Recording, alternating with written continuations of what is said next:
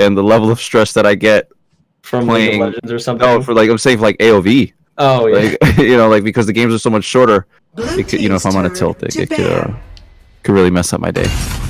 They're very intense, honestly.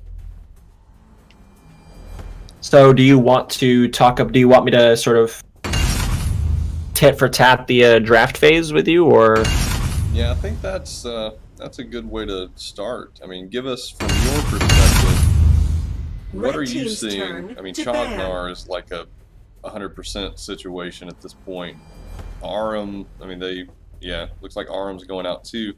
Who are the must-ban characters? Well, it really depends on what your strategy is going to be, like what picks you want to pick up, what team comp you want to run. It's generally a good idea to ban characters like Chognar if you're going to be picking first, because he's not necessarily a prio pick for a first pick, but he's definitely a second or third pick. So if you don't ban him, you don't first pick him, you're going to give the enemy team Chognar, and you obviously don't want to do that. So I think banning Chog is really good when you're first pick, so you don't get counterpicked by him. See, that's a very interesting point that, I mean, even I, as a person who plays him, had not considered just the way that he rolls in the draft phase and where you would need to ban him. Like, it really depends. You can play strategies with what order you ban. So the way that I typically like to do it is the least banned characters should be banned first, and then the most banned characters should be banned last, because it gives the opponent the opportunity to ban the characters you normally would want to ban. So, for instance, KZ, if they weren't going to play or first pick Aram, they would wait till the last ban to ban Aram. But since they banned Aram first, they no longer have to worry about that theoretical ban because they waited. Fair point. Yeah, and so we're seeing Yibneth and Piora. Piora's a surprising ban because while she is powerful, she's not necessarily considered a priority ban or pick realistically. So maybe they've got some sort of strategy in their mind where they don't want to deal with the healing and the stuns that Piora brings to the table. I was gonna say, what do you make of this tank heavy ban phase? So it really seems like it seems just the way that I'm looking at it is ATF's coming into this with a plan, and KZ is sort of banning. ATF's coming in for a plan of banning to counter KZ, and it seems like KZ's coming in to ban for their strategy. So we've got two teams with different strategies, one to counter the enemy and one to play for their own strategy. So I'm curious to see how it'll turn out. And we have the Valheim first pick. I convinced that it's one of the best first picks in the game at the moment. So I think not banning the Valheim might be a mistake here. And just to jump in real quick, I apologize to the viewers. Apparently my keybind button for voice chat is screwing up the screen. I have fixed that problem, so please don't judge me for that 10 seconds. It's all good, we've been there. I made that mistake before as well. Blue team's turn to pick. I'm surprised they didn't go with the Violet pick here. Violet's such a strong pick, but in doing so, it actually gives them the opportunity to counter the Violet theoretical pick with maybe a Slims or an Assassin. But I guess I do see it, but I think it was a misplay to not pick up the Violet. But again, maybe they're more comfortable with the Yorn, so it's something that moving into a comfort pick might be better than playing out of your comfort zone, especially if you're not used to Violet. Turn to pick. I definitely agree with that. Sometimes if you find yourself, if you feel like you're going to be put in a pressure spot, it might be easier to kind of fall back on a champion that you feel like you might be able to mechanically outplay even what would be considered to be a top meta pick. Yeah, absolutely. And I think it's better to play, especially in a competitive game, somebody that you're comfortable with over somebody that could be better. You've played a couple games on, but you're not sure. It's better to just maybe ban that out, or just play you're comfortable with and have faith in your own skill.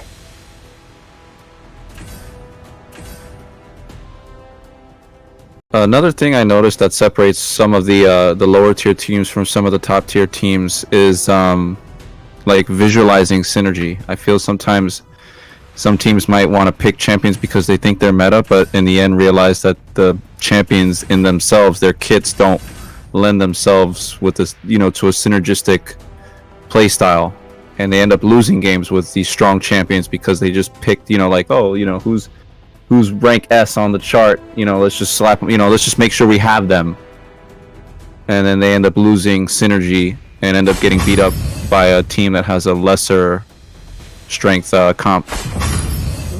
Yeah, see, I think that if you're really comfortable with all the heroes, picking a full S comp is obviously going to be the strat. But again, if you're not really practiced on, X, Y, or Z hero, it's better just move into that comfort pick. And we have a pretty powerful comp from KZ. Surprisingly, they didn't pick up the Slims or the Violet, which is something that I'm curious. But again, they have the Valheim, so it might not be necessary.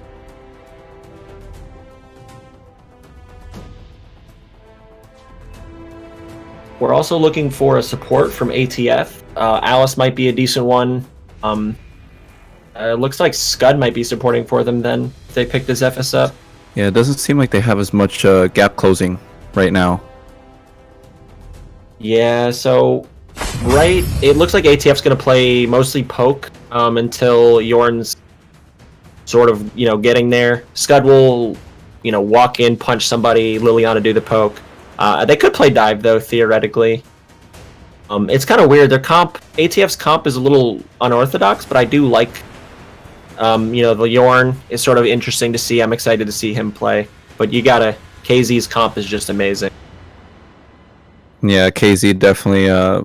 Pretty much they have all backline champs. Yeah. It's gonna be tough. And Valheim's one of the few ADCs that can actually protect himself alone. So all of those, Flash, Cricknack, they can just dive in freely and be completely fine. They're not, needed to protect the ADC here. 10 seconds remaining. So I think comp alone, KZ's definitely got the edge. But again, I'm really curious to see how this Yorn performs, especially if it's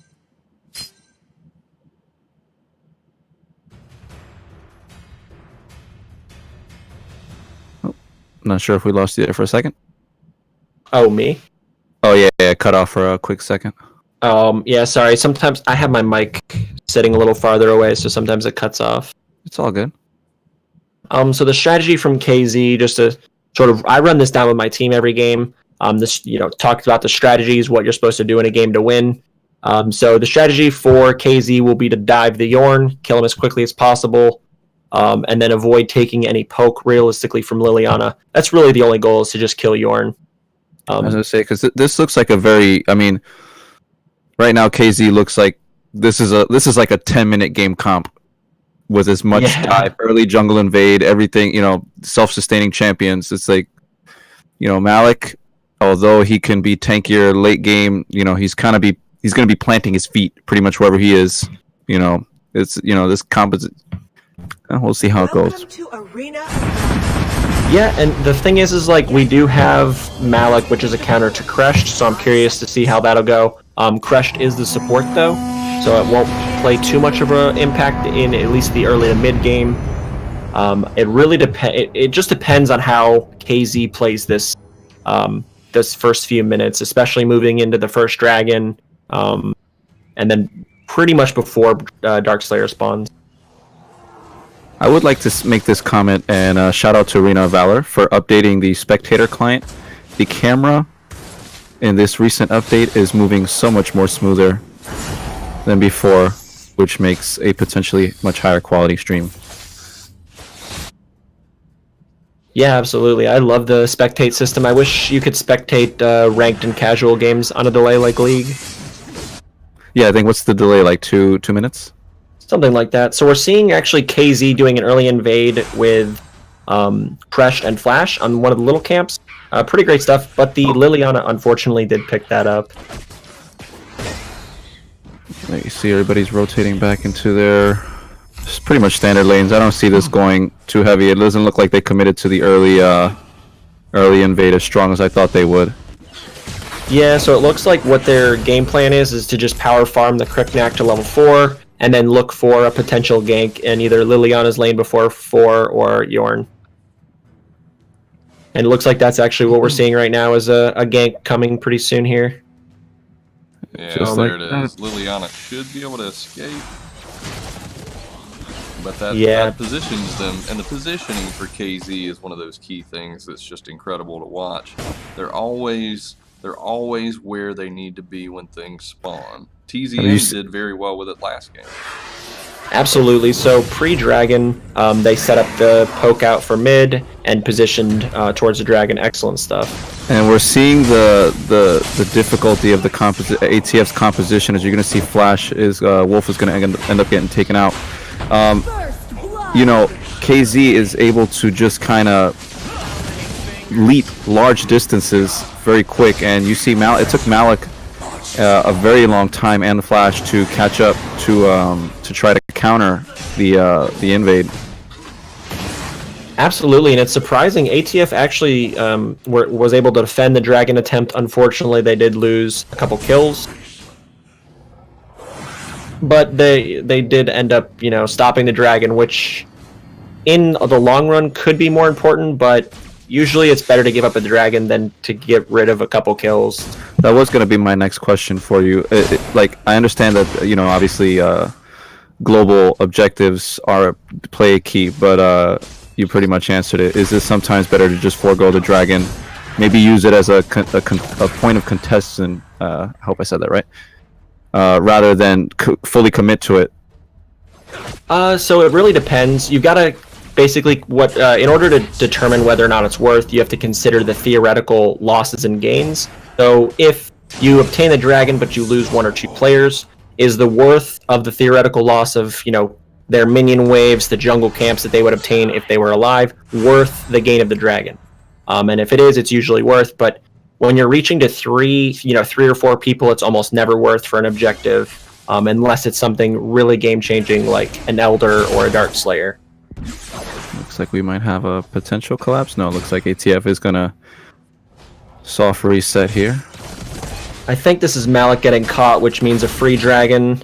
Crush using his ult pretty much confirms the kill and kind of secures the dragon for them.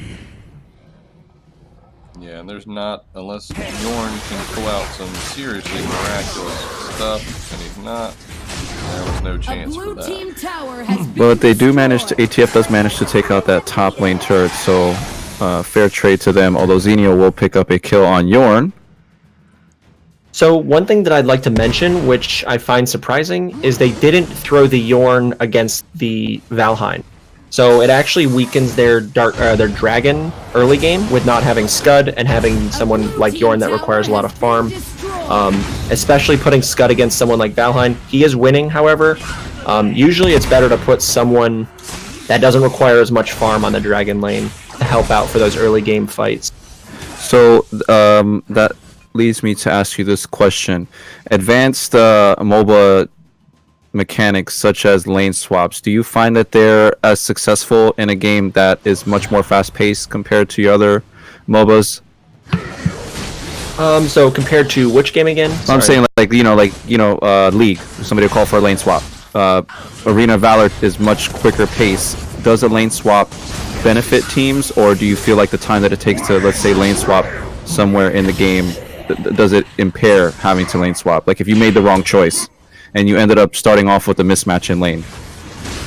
So I totally get where you're coming from, and that actually, it makes a lot of sense. You know, you waste time switching lanes, but there's another aspect. So the game is so fast-paced that if you do even lose 1 minute or 2 minutes of the game in a lane, it will cause such a wave or a snowball effect of bad things to happen, like, you know, losing a dragon because you lost lane, or, you know, losing a couple of camps, things like that, and that will snowball into worse and worse things.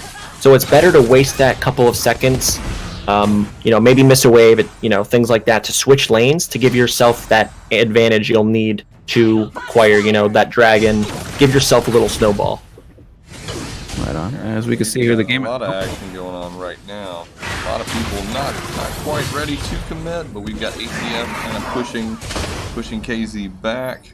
We got movement toward the dragon, but no one moving into the dragon. As you see, the Scud picks up that kill. Absolutely, yeah. It's really nice to see Scud just sort of dominating this top lane here. Unfortunately, though, if they don't pick up this top tower, losing Dragon could be, a disadvantage for ATF, but it does look like they're actually going to pick up this T2, which makes it a huge advantage for ATF. A blue team They are still behind gold, though. This is going to be a dive on Yorn, more than likely a kill as well. Yeah, that crick knack is really, really on point. Yeah, Cricknack is just a powerhouse jungler, and especially with someone like ALG Beast, he's an excellent jungler, and we're watching him pilot him so well. It's really nice to see great teams fight, especially, someone like ALG Beast piloting Cricknack. Xenial just getting an easy heal in. He's able to help everybody roll back. We had some heat with Zephys and Scud down mid lane, but they were able to respond to that quickly enough to where they didn't make it too deep into the mid lane. Then they immediately jump on the Abyssal Dragon. And I'm just not sure that they're going to get there, the ATF can get there fast enough. Yeah, they are losing. Oh, sorry about that. You can go. Oh no, go on. No, I was saying, for what it's worth, you got to give ATF credit because even though they are losing some global objectives like the Abyssal, they're still managing to trade off on turrets. Yeah, absolutely. That's one thing that, especially when you're behind, you want to focus on, making a trade. So if they take a jungle camp, try to take a jungle camp from them. And that's something you don't really want to happen to you, especially if you're ahead, because as the game progresses, taking a trade 1-for-1 if you're ahead is never really going to get you anywhere. As you can see, KZX managing to take blue. Yeah, so it's KZ's doing a lot of really great jungle invades, but you got to hand it to ATF. Like you said, they're really staying in the game, even though they're sort of being pressured pretty hard right now. But both teams have very scalable heroes, which should make it interesting start to finish. Oh boy, Malik just prematurely ulted right there. He's going to end up getting caught out. Does he manage to get away? There goes the Crush ultimate. Hey! And he goes down. Crush is not having that. He's still pushing hard. Yeah, that was an excellent team fight, especially from the side of Doze.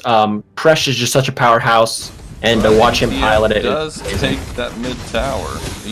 Toothpick goes down on Scud, but he is able to take that mid tower. And you can kind of see KZX trying to turn it up a little bit, trying to force ATF to head back to their side of the jungle. Scud does take the tower, but does pay for it with his life. See, but we're seeing some really good plays from Scud. He's, trying to do what he can to keep his team in the game. He's, while he realizes he can't, contest Dragon, he's taking a tower. He's trying to get a pick. Things like this are really great to see from side laners because they make a really great job at keeping their team in the game. So it's really nice to see this gameplay from Scud. Xenial dives in, really causes problems, forces the entire ATF group back out. Liliana cannot get out in time and goes down. Zephys Yorn still there, but there's just too much heat coming their way, and they're going to back out and let that tower go down. Yeah, now you can kind of start to see the strength of the KZX team composition ramp up as they are knocking on ATF's, would that be the side door?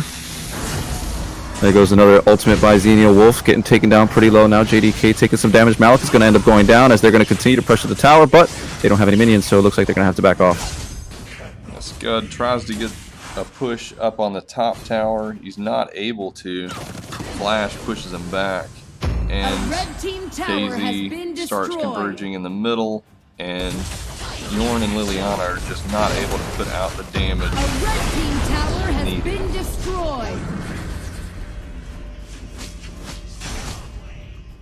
Yeah, so we're seeing some great stuff from KZ at this point. They're really keeping the pressure up. They haven't let up any amount of their advantage, and they're moving from objective to objective, taking things. But that's not stopping ATF from taking counter towers, counter objectives, things like that. So they're doing a good job at least keeping themselves to a reasonable level. Oh, but they get jumped hard. Zephys is about to go down. Liliana's dead. That flash is not looking good for ATF at this point. Scud goes down. Yeah, this went from bad to worse in a hurry. As you can see, Malik getting stunned right there underneath the tower, and there goes the creep wave coming in, and they have more than enough strength to outpressure this tower. Malik is going to use his ultimate to jump in, and it doesn't look like it's going to be enough. His beast is going to take down JDK. Malik has no choice but to retreat, and this very well could be the end of the game if they really wanted to use this cannon minion to end it. They're not going to let that slow them down. They're just willing to take the damage and just go ahead and get the win. Absolutely. What a great push from KZ. They took advantage of the overextension on the side of ATF and were able to push that into a win. Excellent, excellent stuff. So we ended up with 5 towers down per side. KZ sort of had the gold advantage pretty much from the moment the game began.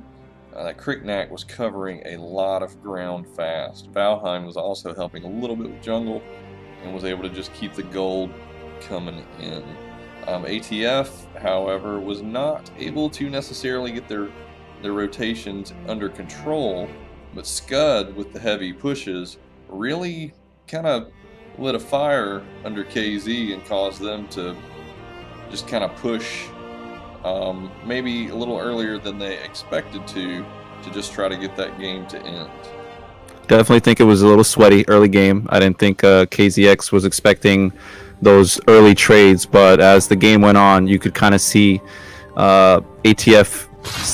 They weren't able to chain their CCs. It looked a little bit like they were a little softer in that aspect, and allowed Kranis Esports to kind of just snowball. As soon as they hit their power spikes, they just kind of started snowballing. Yeah, we saw some really great team fights on the side of KZ. We saw some really great trades on the side of ATF. But I think it really came down to the draft was a little strange for ATF. And I think putting the Yorn in the Dragon lane was probably a mistake because the Yorn is unable to farm as much as he would want, being somewhere compared to the Dark Slayer. I think that could have been a better switch if Scud was on the Dragon side. It would have given a little more control to those Dragon fights. But I think overall the Scud did really make use of his split lane.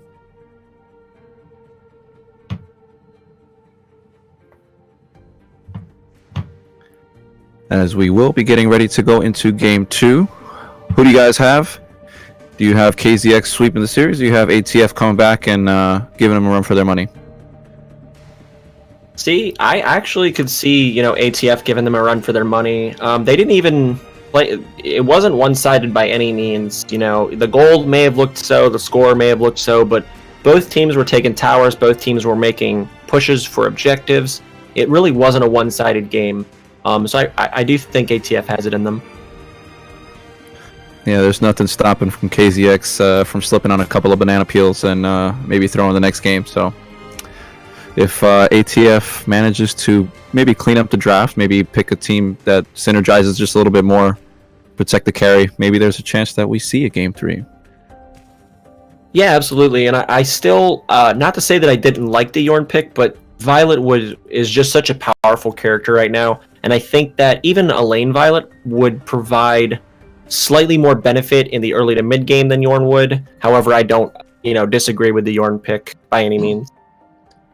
And also, random PSA, we are Twitch affiliate now, so you are definitely welcome to subscribe to the channel. We definitely hope you follow the channel and feel free to show love and chat. Get in, get connected, meet some of these guys. These guys are the people that are looking to push our server to the next level, and you could be one of those people. We are not limiting our community to anyone, save the fact that we want people who are not going to be toxic. We are looking for a group of people who want to build the AOV community as a whole. And if you are one of those people, we would love to have you and your team and your guild involved. So please don't hesitate. You can check us out at www.premiervalorleague.com. You can check us out on Twitter at Premier Valor and YouTube. at youtube.com/C/Premier Valor League. Okay, I'm done. Absolutely. It goes without saying, it's very important that, the community come out to support these kinds of events. Often we see sometimes people that are, we see teams that are a little hesitant, or we see players that are a little hesitant to maybe take the next step in their competitive careers because they feel like the competition is too far out. The Premier Valor League is already showing that it has the capability of nurturing future talent and current talent. And like I said that the last time you had me on for the cast. I think it's very awesome that you have decided to take up this mantle and bring this kind of competition to the masses. Well, everybody needs a hobby, right? I'm not really sure. Looks like we're having trouble getting tooth connected, maybe.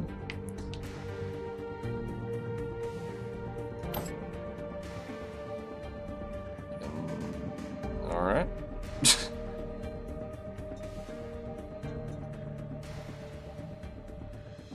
I don't know if they're restarting their devices, but we should be rolling here in a few. In other random plugs for other people who are doing a lot to keep our community rolling. If you're not familiar with TJ, who does casting for the league, TJ does a podcast that I mean, if you're not into podcasts, you're just not quite as much of a nerd as I am.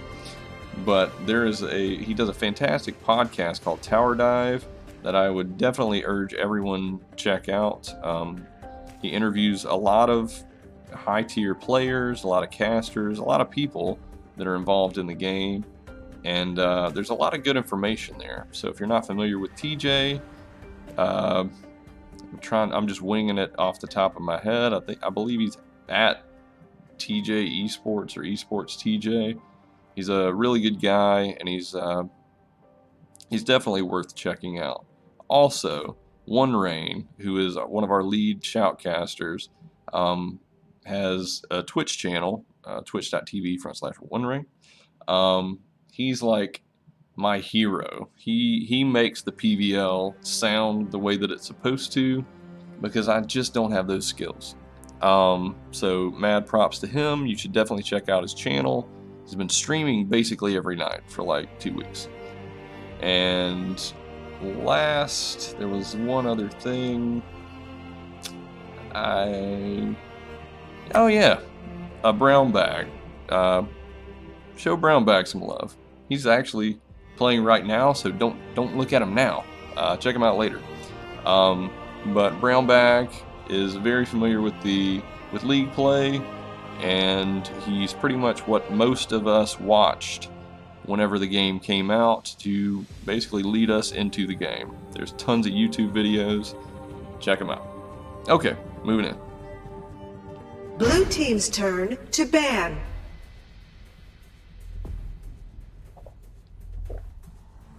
As we are now entering the ban phase for game 2. Is that your questionable European / California accent? Maybe people will take us more serious if we start using European Red accents. team's turn to ban. No one wants to hear me attempt an accent.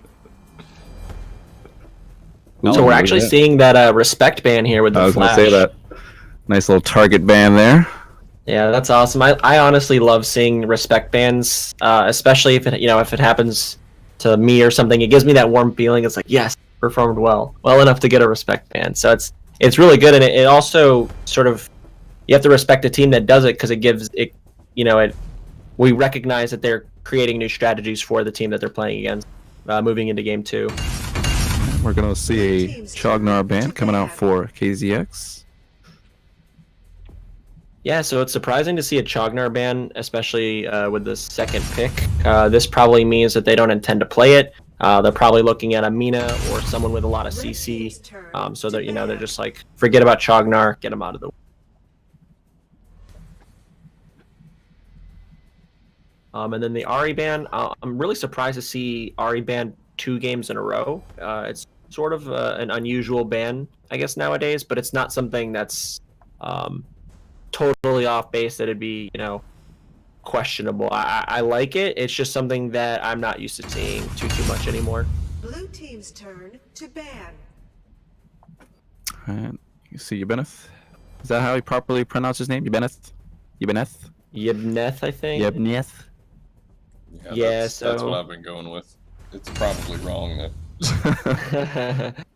And again, we're seeing a beefy ban phase coming out again from KZX, so maybe another potentially snowball draft for KZX. Looks like they might be going straight for the jugular. Yeah, so the Yibneth ban is pretty safe. I do definitely agree with that, especially if they don't intend on picking him. Being second pick, they obviously don't want to deal with him as a first pick. We're seeing the Piora ban again, which is strange, not necessarily questionable, seeing as how powerful she is, but it is very uncommon nowadays. Yeah, I think Flash was the only pick that we didn't see in Game 1. I think these are almost identical to Game 1. Yeah, and they actually KZ decided to go with the Mina ban instead of the Arum, so they actually gave up the first pick Arum. I assume they go into this with the strategy though. And it looks like we're gonna see KZX take the Valheim again. Absolutely a great pick. So that basically what they did here, it seems like they left open Valheim or Arum and gave ATF an option, obviously giving KZ whichever they didn't choose. If it ain't broke, don't fix it. Exactly, and Valheim again is one of the top picks for side lane right now, being an absolute powerhouse. As we'll see Zune locking in the crush. Yeah, great picks here from KZ.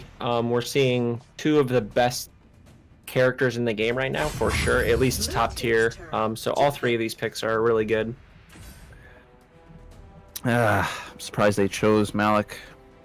Didn't have a great showing in that first game, but he is a pretty strong counter to Crushed, so you have to. Yeah, we have to wait and see what KZX ends up choosing.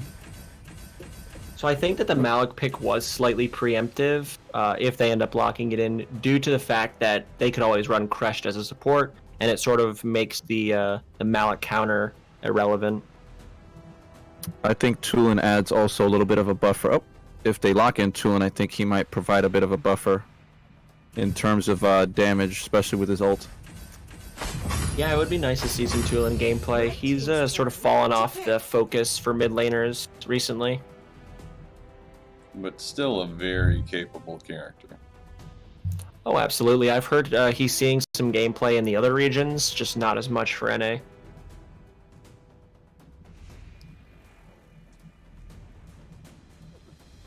So it's surprising. I think ATF, it seems like they're sort of waiting for counter picks, because they ended up choosing a mid first, and it wasn't one of those top tier mid picks.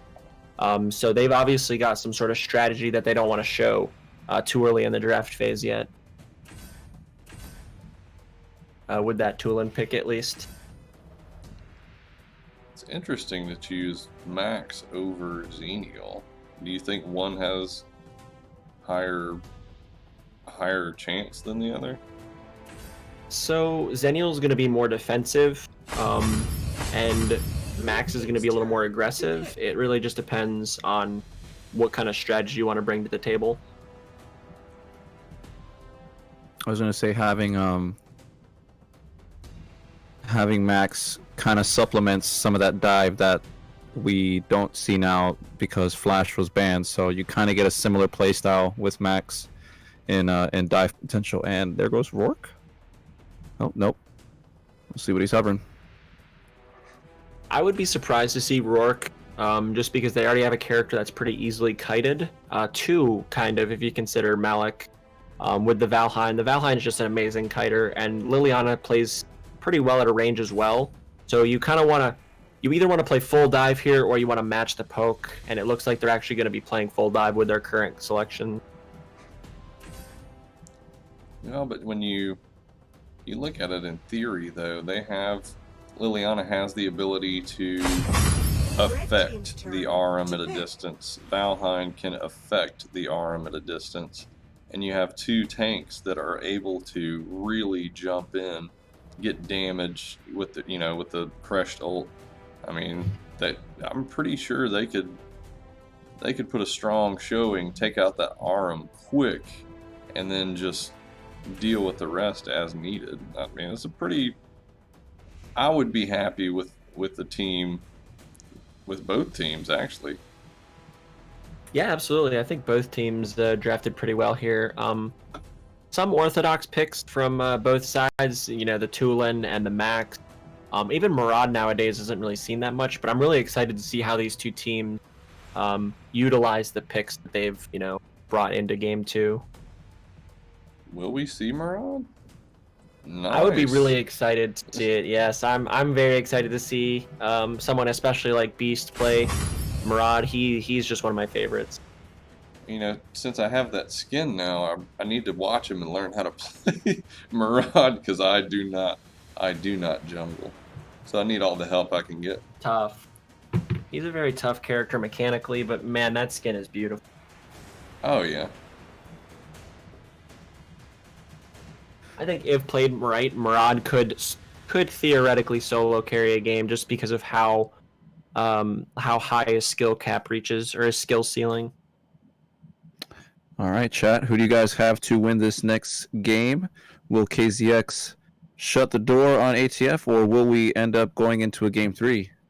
Let's see what your responses are in chat. And again, thank you guys for coming out to the Premier Valor League. 10 seconds remaining. I'm just gonna go ahead and say ATF miraculously sweeps the series. the 2-1. Oh yeah, that's coming from the guild leader of ATF. It has to be true. You've got to support your team. Oh, he got the Techno Templar thing. So the ATF's team strategy will be to focus on preventing the Murad from really getting to where he needs to be. Obviously killing all the little camps to, you know, prevent his ult from stacking. Avoid getting kited by Valheim and poked by Liliana.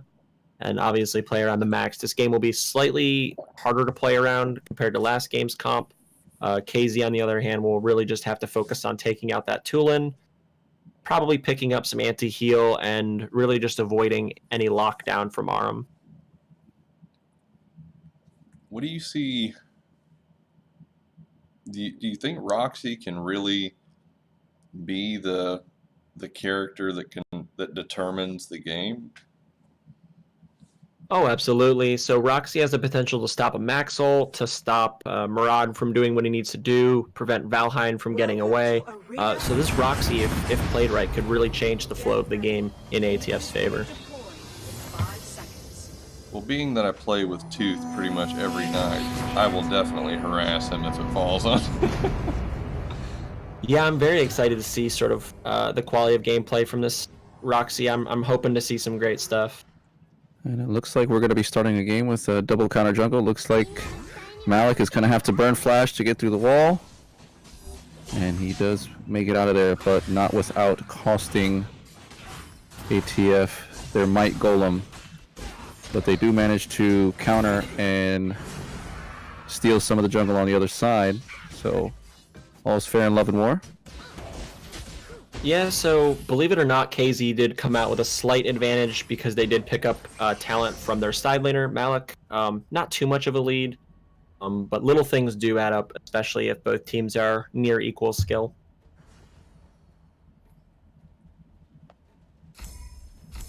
I think it's good here. I think Malik will be just fine here on the bot side. Yeah, he will get some harass, but I do think I think he's tanky enough to endure. As I say that, he's getting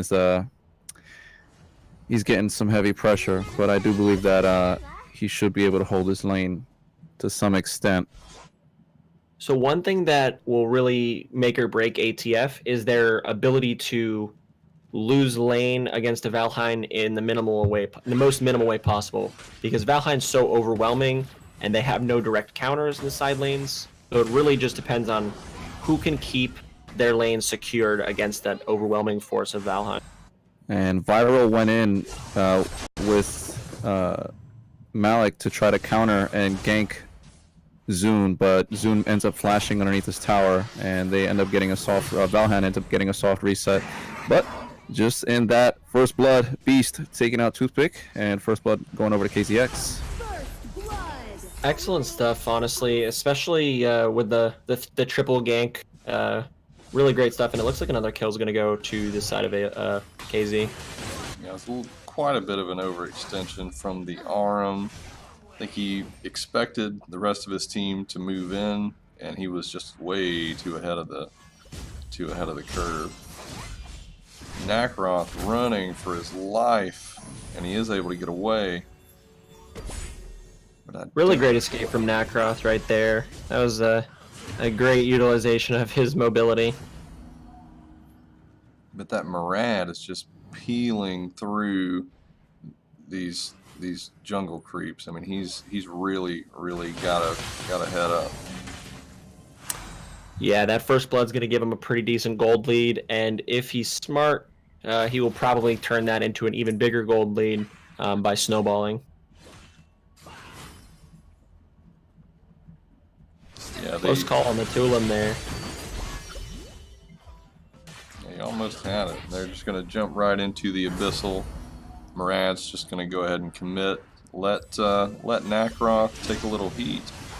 He almost got the kill again on that Nakroth, but the Nakroth was able to get away. Yeah, which is good for the side of ATF, but the goal for KZ here is to just poke people out and secure the objective in the safest way possible, which is what they were able to do. Oh yeah, and they definitely committed to this fight, but they were not able to get any action from it. Tulin's still sorta in there, but he's gonna back off and try to defend the wave that is inevitably coming toward mid. Yeah, so one of the reasons ATF lost that fight was both the mid lane and the support were poked out shortly before the dragon was finished, and the other two were trying to contest. Unfortunately, the two teammates that just got poked out were not there, causing sort of an uneven fight. And at the 4.5 minute mark, we're looking at 1-6, just around a 3K gold deficit here for ATF. And it's a lot of pressure. It looks like Ruby's going to get caught out there. Will he go down? Yep. Toothpick manages to secure the kill up in the top lane, which is good to come back. So they're trading kills. Yeah, they were able to trade that for a 1-for-1. And it's really just this Murad is just sort of creating so much pressure for KZ right now. Ultimate. And it looks like Beast will start to work on that mid tower. That will be the second one of the game. And there's So the not much focus that... for... Oh, go on. No, continue. You're good. Oh, so the focus for ATF here is to stop Murad from farming, specifically to get that shutdown gold, and to prevent the Valheim from getting any more fed than he is. And the Arum locks in on that Murad, and they are able to get him down. Crest jumps in. He's backed by Valheim. Crest just continuing to push. Valheim trying to get the damage out. We've got 3 ATF members really low, and the whole team is able to get pushed back just because Crest. Yeah, it was pretty good that Malik was able to get the ultimate to try to split it up, but unfortunately it forced 2 members of KZX towards ATF's side of the base. If they were standing on opposite sides, the team fight might have gone in a little bit different, but... A blue team tower has been destroyed. I think we're seeing a really great job of, pressuring again from KZ, especially from the Murad. He's really pushing his advantage as hard as he can, which is exactly what something like Murad should be doing. Oh, there we go. Viral is going to avenge his teammate, Ruby. Oh, no, Max. Oh, there you go. Nice job, Tulin there. Managing to avenge his teammate as Roxy was bullied underneath tower and killed. But Tulin at the right place at the right time. Yeah, great stuff there. That Tulin ult confirms the kill, which makes it a 1-for-1. And these are the kind of trades that can keep ATF still in the game. You know, don't fold. You know what I'm saying? There you go. Looks like Doe's gonna get caught out there, but Crush, very formidable opponent, links up with the rest of his teammates, and looks like they turn around to see if they. Oh, Viral, turn away, run! We've seen Viral make some pretty crazy escapes this game. And we got some commitment. Unfortunately, Crest was ready to ult. He's able to. He's doing some damage. Tulin is not going to get out, and Roxy is just going to get smoked. Is she going to be able to get a kill in? No. That was a very well-placed ultimate by Crushed. Absolutely, and again, we're seeing just the pure, unadulterated power from Crushed. Even on support, he's just bringing so much to team fights. Even without his ult, he has a shield, the knockback, and then when you bring the ult to the table, it's just crazy. Yeah, and there is a pretty huge deficit, about 6,000 gold for ATF, and Kranas is putting some heavy pressure on the top tower. They are able to get Max down, but I don't know. Yeah, and we've got another minion wave coming in. Valheim rolling through. Murad might go down, and he does. And that's going to be a huge problem for Kranas, even with the gold deficit. But Valheim is just on top of it, just putting that damage out there and preventing them from moving in just deep enough to get some more kills. Despite the menacing composition of KZX, ATF is very determined. Dang, another good ult right there. They're really determined not to kind of let this game slip, you know, in a heavy fashion. You know, they're trying everything they can to just stall it, managing to pick up a couple kills. Yeah, they're giving up some, as you do see Tulin go down there, but they're really trying everything that they can to just pick up something, you know, any little victory to just keep this game going on a little longer. Yeah, but that mid wave coming in is really going to be a problem for them. They've got to get those waves pushed back. And with Murad up, that's going to be challenging. So one thing ATF needs to focus on right now is just stopping the bleeding. You know, get as many camps as you can get. Anything helps. Get the waves, clear them as quickly as possible. Don't be afraid to give up things like a Dark Slayer or a Dragon, especially because you cannot contest it. In a situation like this, it's all about taking the little things. Yeah, I feel like Aram under tower, even a weak tower, is still a very threatening situation. Oh, absolutely. Aram is just such a powerful hero, but when you compare it to someone like Valheim, it's hard to get a grasp at how, like, which one would be better, more powerful.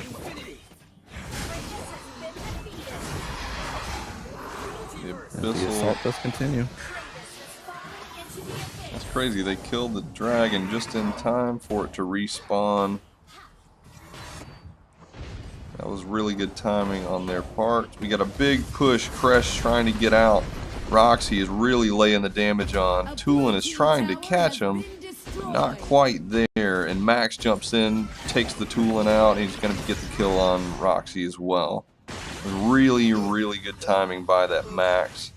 Meanwhile, bottom, we've got Aram, we've got Malik trying to take out that Valheim. Not able to do so, and Max moves in as well and is able to get 2 more kills.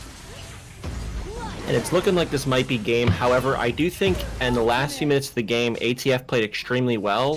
They just fell short due to, you know, the gold deficiency. A day late and a dollar short, as they say. And they're just going to roll right in and take that core out. Yeah, great games by both teams, but KZ definitely did really, really well in the draft. I think that gave them definitely a sharp edge over ATF. Yeah.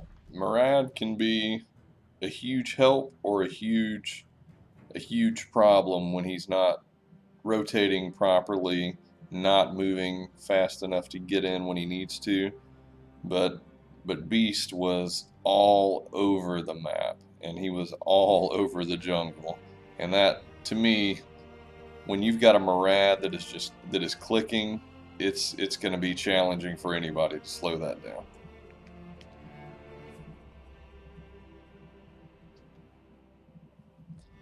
So those are the stats. If you notice, notice the Murad and his damage was substantial. Valheim was right there, as was Liliana. I mean, you had some pretty heavy damage coming out from the KZ side. And unfortunately, the Viral was just not able to get in quickly enough. And that it could just be because the Krana's rotations were just that strong. Yeah, KZX really did a good job at picking a very menacing team composition. It was just kind of like a very funky, everybody's all over the place. Kind of, as soon as team fights started erupting, you know, they just were, it was towards the late games, they were, you know, on both games, they were starting to find these picks like really easily. Well, Yeah, absolutely. And I appreciate you guys letting me sort of guest cast and you know, toss me some questions. I really appreciate it. I'm gonna head out though. I really appreciate everything you guys are doing, and I'm super excited for the future of the PVL. definitely, man. We appreciate it. We're gonna Yeah, continue man, thanks. to try to create good content for the viewers, but we're also going to do our best to continue to build the competition and try to make it as hard for